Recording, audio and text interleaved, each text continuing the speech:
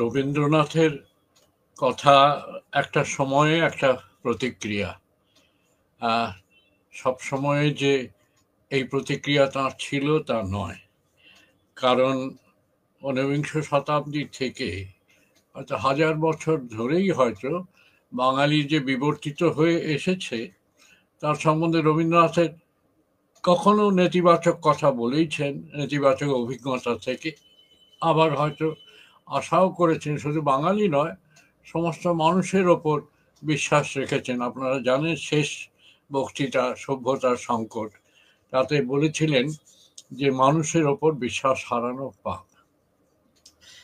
তো এই জায়গায় আমরা কিছু কিছু লোক আমরা এই জায়গায় দাঁড়িয়ে থাকার চেষ্টা করি যে মানুষের ওপর বিশ্বাস হারানো পাপ।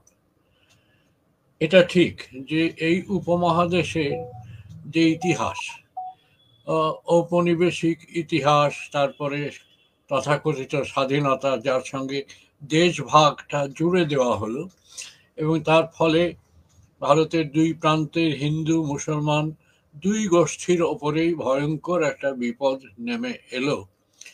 দেশ ভাগ হয়ে গেল, সেই ভাগের আবার পরিবর্তন হলো বাংলাদেশের অভ্যুদয়ে। কিন্তু একটা ওই বিষের বীজ আমি বলবো রাজনীতিকেরা বুনে দিয়েছিলেন কিছু মানুষের মনে। তাদের হয়তো ক্ষমতায় যাবার একটা তাড়াহুড়ো ছিল, যে কেউ রাষ্ট্রপতি হবেন, কেউ প্রধানমন্ত্রী হবেন, কেউ স্বরাষ্ট্রমন্ত্রী হবেন, এবং তাড়াতাড়ি একটা সরকার গঠন করে মন্ত্রী ইত্যাদি হয়ে বসবেন।